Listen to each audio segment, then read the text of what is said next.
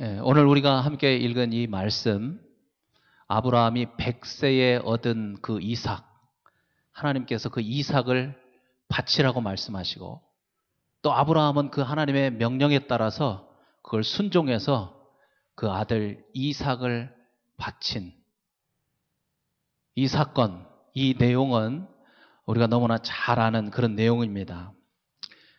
근데 우리가 먼저 좀 알아야 될 건 뭐냐면, 하나님은 믿는 자녀들을 시험하시는 분이라는 겁니다. 오늘 말씀 1절에 그렇게 말씀하시죠. 하나님이 아브라함아 부르신 이유는 그를 시험하시려고. 근데 그 시험이라고 하는 단어가 영어 성경에는 테스트라고 이렇게 번역을 해 놓았습니다. 우리 성경은 좀 혼돈이 일어납니다. 우리말 성경에 시험이라고 번역된 말은 정확하게 얘기하면 세 가지로 나눌 수 있습니다. 하나는 오늘 나오는 이 테스트, 하나님께서 믿는 사람들을 시험하시는 테스트가 있고, 나머지는 시련이라고 번역해야 더 정확한 영어로는 trial이라고 하는 시험이 있습니다. 이건 시련입니다. 그리고 나머지 하나는 유혹이라고 번역해야 더 정확한 시험, 영어로는 temptation입니다. 이 세 가지가 어떻게 다른가? 시련은, trial은 하나님께서 허락하시고 사탄이 사람에게 주는 겁니다. 하나님의 허락을 받고, 대표적인 예가 욥이죠. 그리고 다윗 왕이 되기 전에 10년 동안 당했던 그 시련입니다. 그래서 이 시련을 당할 때는 오히려 너희가 기뻐하라고 그렇게 말씀하십니다. 야고보서 1장 2절에서 4절 말씀에 보면 시련을 당하면 기뻐하라는 겁니다. 왜냐하면 그 시련을 통해서 우리는 인내를 배울 수 있습니다. 그리고 그 인내를 통해서 부족한 우리가 온전한 믿음의 사람이 될 수 있다고 말씀하십니다. 그래서 시련을 당하게 되면 기뻐하라고 말씀하시는 거죠. 그런데 하나님께서는 같은 야고보서 1장 13절에서 하나님은 아무도 시험하시지 않는다고 말씀하십니다. 이때 이 시험은 유혹입니다. temptation. 하나님은 오히려 우리를 유혹하시는 것이 아니라 오히려 우리가 유혹당할 때, 시험 당할 때 그 피할 길을 내주신다고 말씀하시죠. 하나님이 피할 길을 우리에게 내주셨는데 그것을 알아보지 못한다든지 아니면 알고서도 그걸 모르는 채 하고 지나가면 그 유혹, temptation, 시험 속에 빠지게 됩니다. 그 시험에 빠지면 영적으로나 육적으로나 그것으로 인해서 어려움, 그런 일들을 당하게 되고 우리가 영육간의 데미지를, 피해를 보게 되는 결과를 가져오죠. 그런데 여러분, 다시 말씀드리지만 하나님은 오늘 말씀을 보니까 믿는 자들을 시험, 테스트하는 분이라는 겁니다. 테스트. 이건 하나님께서 직접 하시는 일입니다. 그런데 중요한 것은 이 테스트를 통과하면, 좋은 점수를 얻으면 그것에 대한 상급이 있다는 것입니다. 여러분 오늘 말씀을 읽으셔서 알지만 아브라함은 이 테스트를 아주 좋은 성적으로 통과했습니다. 그런데 그 문제가 절대로 쉬운 문제가 아니었다는 겁니다. 아무리 성경을 쓱쓱쓱쓱 읽어가던 사람도 바로 이 자리에서는 한 번쯤 생각해 봅니다. 하나밖에 없는 이삭 아들을 바치라고 했던 이 시험, 이것을 읽을 땐 한 번쯤 멈칫하죠. 그것도 자녀를 가지고 있는 부모들은 더욱더 그렇습니다. 오늘 2절 말씀을 보십시오. 여호와께서 이르시되 내 아들, 내 사랑하는 독자 이삭을 데리고 모리아 산으로 가서 내가 너에게 일러준 한 산, 거기서 그를 번제로 드리라. 이렇게 얘기합니다. 여러분, 이 말씀을 자세히 한 단어 한 단어 이렇게 읽어보면 이삭이라고 하는 말 앞에 수식어가 몇 개가 붙어 있습니다.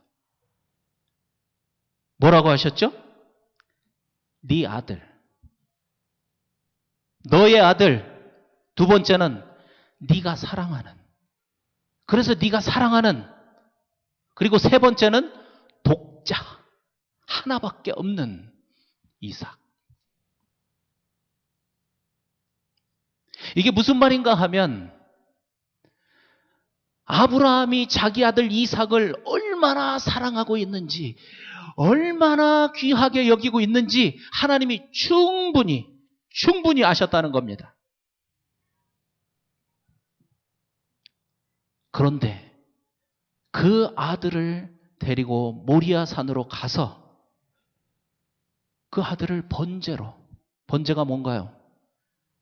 제물을 태워서 드리는 거죠. 그 번제로 드리라고 말씀하시는 겁니다. 여러분, 그런데 아브라함이 말씀을 읽어보니까 잠깐의 멈춤도 없이 그 다음날 아침 일찍 일어났습니다. 짐을 싸가지고 이삭을 데리고 하나님 말씀하신 모리아 산을 향해서 갔다고 그랬습니다. 이틀 동안이나 걸어갔습니다. 드디어 3일째 되던 날 하나님이 말씀하신 그 모리아 산이 자기 눈 앞에 나타났습니다. 그리고 나서 5절에 보니까 아브라함이 함께 갔던 종들에게 이런 얘기를 하죠. 너희들은 이곳에서 나귀와 함께 기다리라. 그리고 난 다음에 이어서 하는 말이 내가 아이와 함께 저기 가서 예배하고 우리가 너희에게로 돌아오리라 하고, 저기 가서 뭐 하고? 예배하고 내가 함께 돌아오리라. 예배하고. 그러니까 아브라함은 자기가 사랑하는 독자 이삭, 그를 번제로 하나님께 드리는 것, 그것을 예배라고 표현한 겁니다. 우리가 이 말씀을 통해서 그렇게 우리가 주일마다 드리는 이 예배가 과연 무엇인가? 이 예배가 무엇을 의미하는가? 이 아브라함의 고백을 통해서 우리가 알 수 있습니다. 예배가 뭔가? 예배는 오늘 말씀에 의하면 아들이 하나밖에 없는 아버지가 그 아들을 하나님께 드리는 것.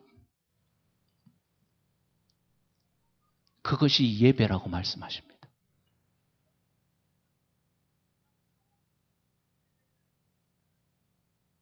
아들이 하나밖에 없는 아버지가 그 아들을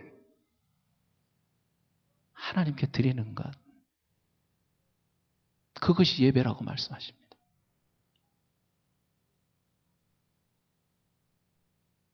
여러분, 이 말이 뭘까요? 이 말이 의미하는 바가 뭘까요? 예배는 내가 가지고 있는 최고의 것, 이것만은 안 돼! 라고 생각하고 아끼고 있는 바로 그것을 하나님께 드리는 것, 그것이 예배라고 말씀하시는 겁니다. worship, 예배라고 하는 단어가 바로 여기서 나왔습니다. worship이라고 하는 단어는 두 단어가 합해져서 됐습니다. worth, W-O-R-T-H 플러스 ship입니다. worth. 가장 가치 있다고 생각되는 그것을 하나님께 드리는 것, 그것이 worship입니다. 예배입니다.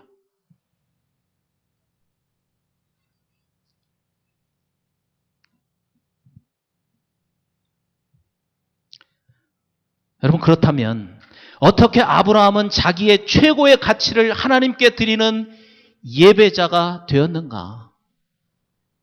오늘 말씀을 통해서 우리가 충분히 알 수 있습니다. 그것은 두말할 것도 없이 하나님에 대한 신뢰입니다. 다시 말하면 하나님에 대한 믿음이었습니다. 그렇다면 구체적으로 이 믿음, 눈에 보이지 않는 이 믿음이, 아브라함이 가지고 있었던 그 믿음이 구체적으로는 무엇인가?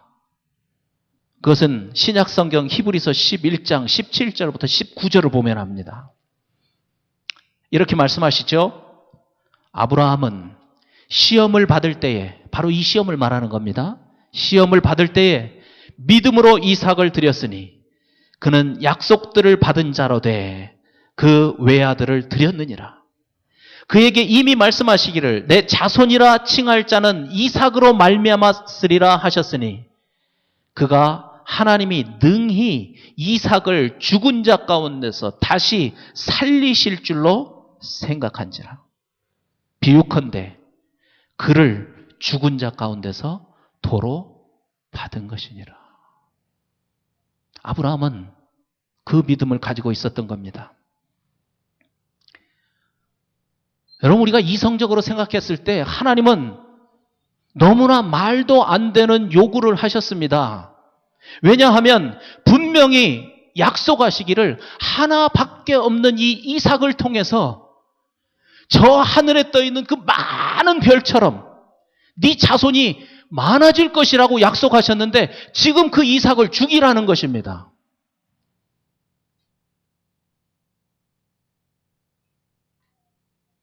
그러니까 하나님께서는 이삭에게 앞뒤가 맞지 않는, 전혀 말이 되지 않는, 이해할 수 없는 그 일을 명령하신 것입니다.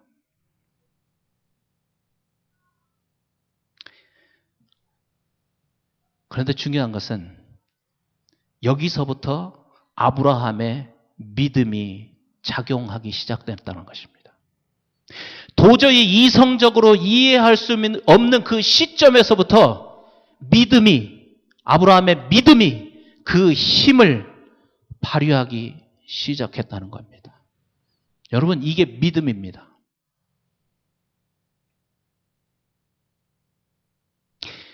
내 눈에 보이는 것, 내 머리로 이해되는 것, 그것을 따라가는 것은 엄격한 의미에서 믿음이라고 할 수 없습니다. 물론 그것도 믿음의 한 부분일 수 있습니다. 눈에 보이는 것도 안 따라가니까, 이해하면서도 따라가지 않으니까 그걸 따라가는 것 믿음이지만, 그러나 오늘 이 말씀을 통해서 우리에게 말씀하시는 믿음은 그 믿음을 말씀하시는 것이 아니라 아브라함처럼 도저히 이성으로는 이해할 수 없는 그 시점부터 작용되는 그 힘, 그것이 믿음이라고 말씀하시는 겁니다. 그래서 바로 이 시점이 믿음의 사람이 되느냐, 불신의 사람이 되느냐, 바로 그 갈림길입니다. 그래서 하나님께서는 바로 이 시점을 주목해서 보시는 겁니다. 주목해서. 어떤 길을 선택해 갈까?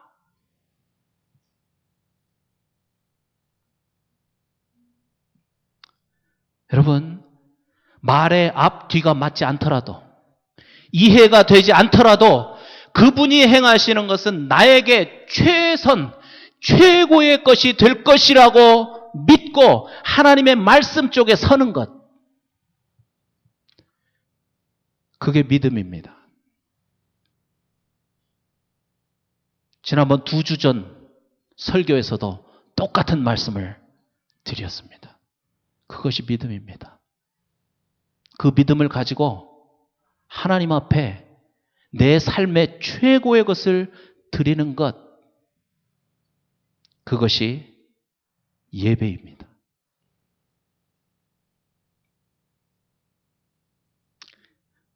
어떻습니까? 이 말씀을 들으면서 참 이해는 되는 것 같은데 참 어렵다.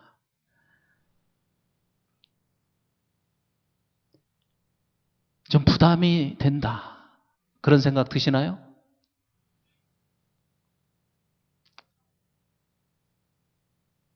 솔직히 목사인 저도 하나님의 말씀을 읽다가 설교를 준비하다가 분명히 이게 하나님의 말씀인 것은 분명한데 참 나에게 부담이 되는 그런 말씀들이 있습니다.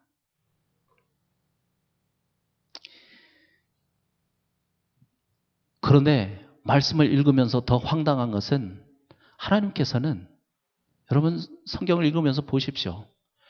이해되지 않는 우리를 설득하려고 하시지 않습니다. 이해시키려고 시도하지 않습니다. 막 설득해서 믿게 하려고 그렇게 하시지 않습니다. 대부분의 하나님의 말씀은 그래서 선포입니다. 선포. 그런데 또 하나 중요한 건 그 말씀이 끝까지 이해할 수 없는 그런 말씀으로 남아있지는 않는다는 것입니다. 우리가 정말 이해할 수는 없지만 믿음을 가지고 그 말씀편에 서서 그 말씀을 순종하면 그 순종의 결과를 가지고 하나님께서 왜 나에게 이렇게 이해할 수도 없는 앞뒤도 맞지 않는 이런 명령을 하셨는지 그때야 우리는 이해할 수 있게 된다는 것입니다.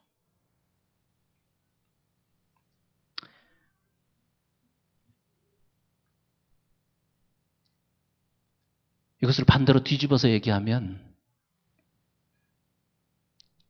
하나님의 말씀이 이해가 되지 않고 부담이 되어서 그 말씀을 실제로 우리가 삶 속에서 적용하지 않고 순종하지 않고 계속 머릿속에만 두고 산다면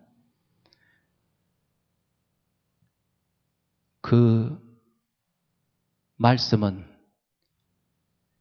여전히 미스테리로 내 삶 속에 남아있다는 겁니다. 여전히 이해할 수 없는 말씀으로. 하나님이 왜 나한테 이렇게까지 요구하시는 거야? 부담스러운 말씀으로. 계속해서 남아 있을 수밖에 없다는 것이죠. 여러분, 저도 저의 경험을 통해서 여러분께 말씀드립니다. 교회 와서 하나님으로 인해서 상처받은 분들이 참 많습니다. 위로를 받아야 될 텐데 하나님 때문에 상처를 받은 사람들이 많습니다.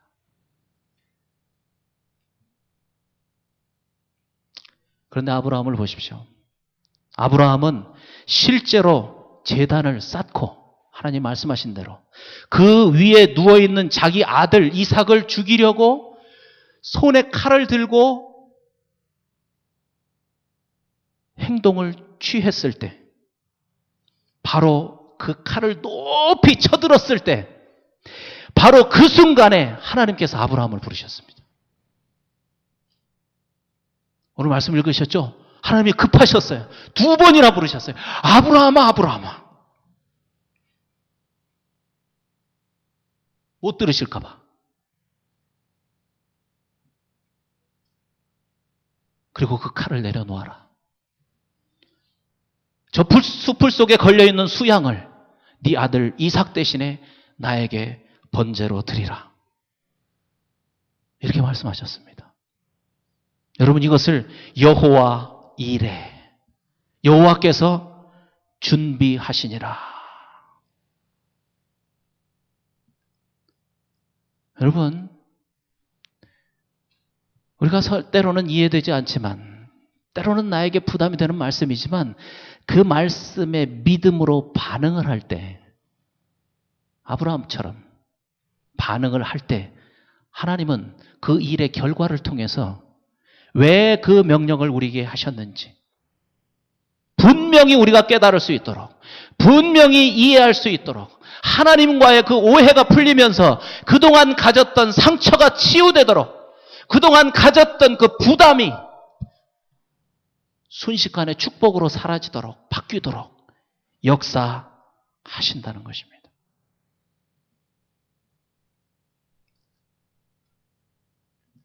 그런데 우리가 꼭 기억해야 될 것은 아브라함이 믿음을 가지고 실제로 칼을 들었을 때 여호와 이레를 경험했다는 겁니다. 실제로 칼을 들었을 때. 믿음 생활은 말로 하는 게 아니라는 거죠. 믿음 생활은 행함으로 하는 것입니다. 바로 그때 하나님의 하나님 되심을 내 피부로 느끼게 됩니다. 하나님이 정말 나를 사랑하는 아버지이심을 여호와 이레를 통해서 경험하게 되는 것입니다. 우리가 예배를 요즘 드릴 때마다 처음 부르는 찬송이 있습니다. 그 시작되는 가사가 어떻게 시작되죠? 내 모든 것, 나의 생명까지 다 주님 앞에 드립니다. 내 모든 것, 나의 생명까지 다 주님 앞에 드립니다. 이 고백이 진실한 고백이 되지 않으면 예배가 아니기 때문에 그렇습니다. 그러한 믿음 가운데서, 그런 헌신 가운데서 우리가 하나님 앞에 예배 드릴 때 그 예배가 하나님이 받으시는 참 예배가 될 수 있기 때문에 그렇게 고백하고 예배를 시작하는 겁니다. 그러한 마음으로 예배를 드릴 때 실제로 여호와 이레의 하나님을 경험하게 되는 겁니다. 단지 주일 예배뿐만이 아닙니다. 로마서 12장 1절이 말씀하시는 것처럼 우리가 산 제사로 삶 속에서 드리는 예배도 마찬가지라는 겁니다. 그 고백이 우리 매일매일의 삶 속에서 고백되어지고 그러한 삶이 하나님께 예배가 되는 것입니다.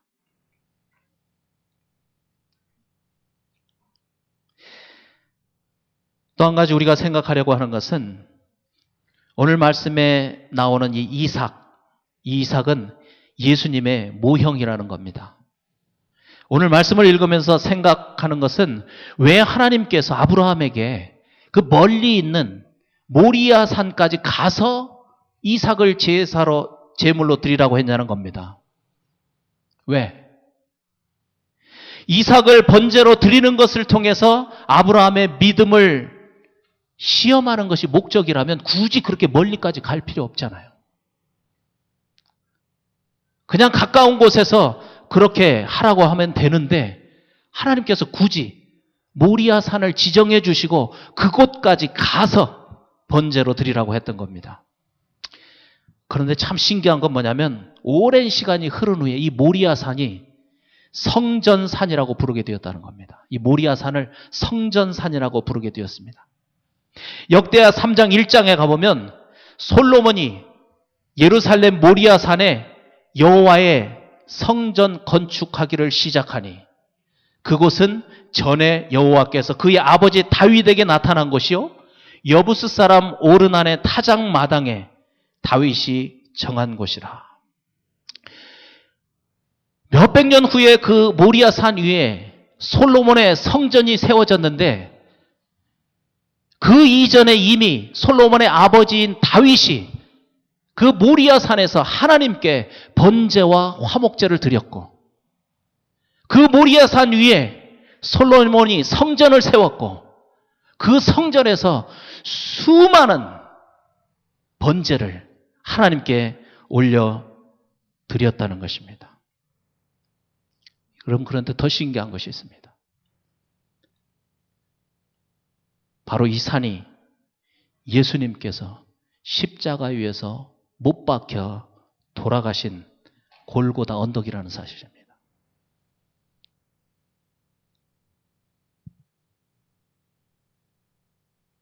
예수님께서 이 모리아산 골고다 언덕에서 영원한 제사가 되셨다.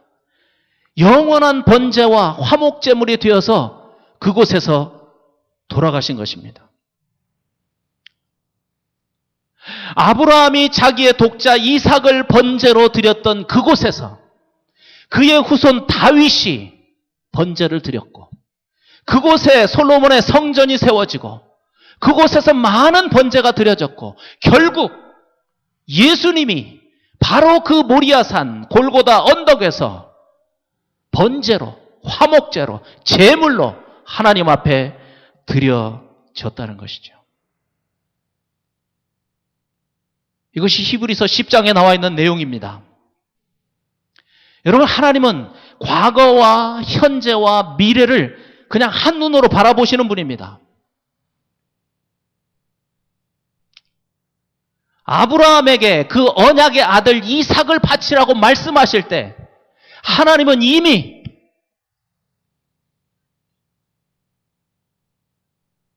우리를 위해서 제물로 죽이실 당신의 아들 예수 그리스도를 생각하신 것입니다.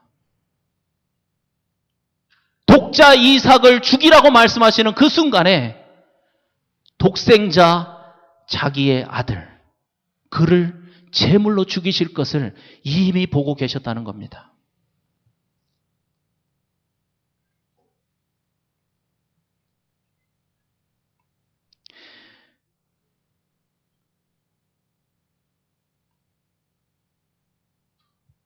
우리는 이 말씀을 읽으면서 항상 그런 생각을 합니다.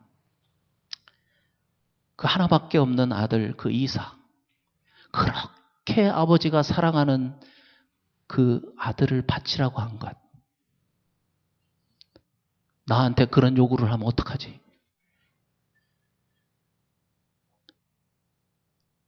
그런 부담을 가지고 설마 하나님이 나에게는 그런 말씀은 안 하시겠지? 조마조마한 마음으로 이 말씀을 읽을 때가 많습니다. 하나님은 무리한 걸 요구할 때가 많아.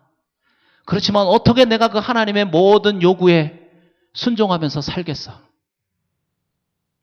오히려 바보처럼 그 말씀에 순종한 이 아브라함, 그를 맹신자, 광신자라고 그렇게 취급할 때가 있습니다.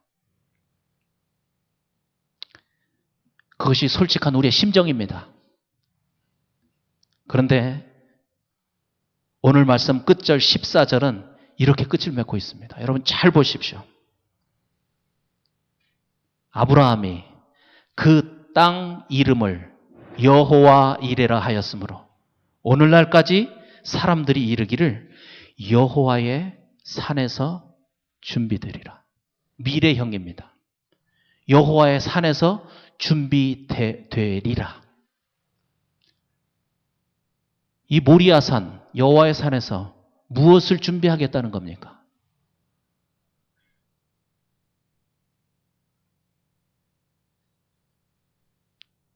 하나님이 세상을 이처럼 사랑하사 독생자를 주셨으니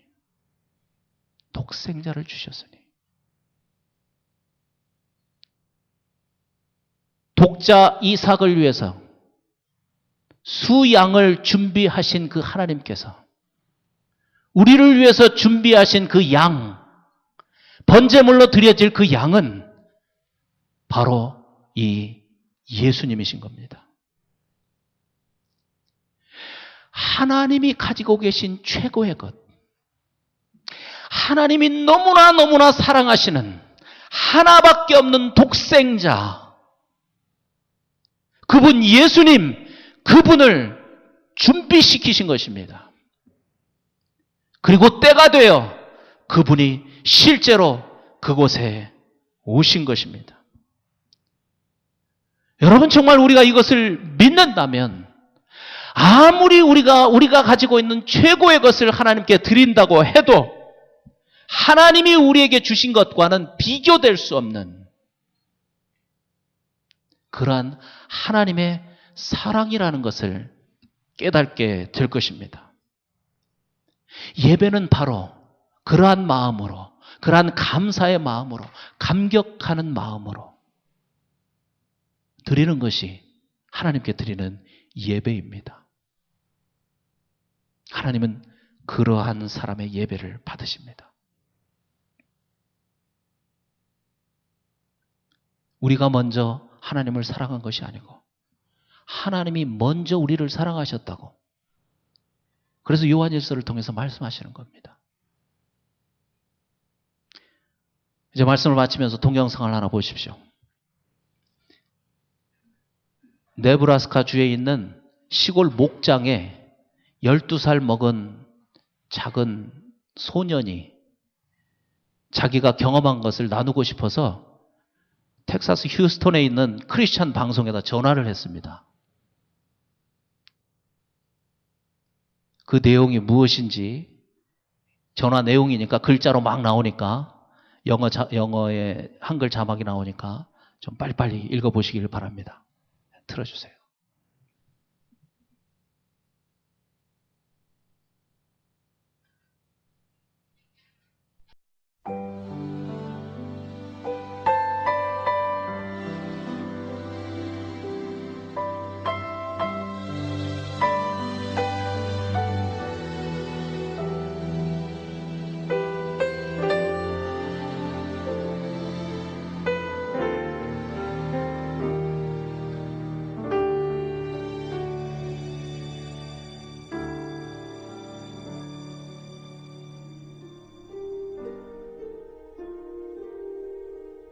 Hey, Mike, can I talk to you? You bet, Logan. What's up? I want to tell you something that God just told me. Okay. Last night, my dad was roping this calf. And this calf had been born from a really old cow. She didn't have really the greatest milk. She didn't have, like, the vitamin C and stuff. Okay. Hold on. Mom? So cute. I guess his mom's talking to him. I'm talking right now. I'll be up in a second. But sorry about that. But anyway, she broke her back. And this morning I went out and put her down myself. I was talking to God. I was asking God why she was special. And God said, you know, Logan, but my son was special, but he died for a purpose. It's kind of the same thing. That calf was close to me, and God's son was close to him. Logan, you're so right. It's true. Think you're gonna be okay? Yeah, I'll be fine. But I just wanted to tell you guys that is so important. Just remember, when you lose the loved one or a pet, always remember that God gave his son too. And he understands. He will always understand. He will always just run to him. Logan, you're wiser than you know, buddy. Oh, sometimes I don't think I'm wise.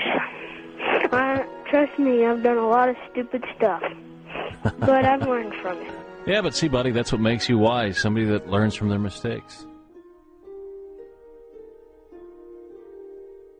Oh, I just figured I'd better call and share with you guys. Love you. Love you too. Bye. Bye-bye.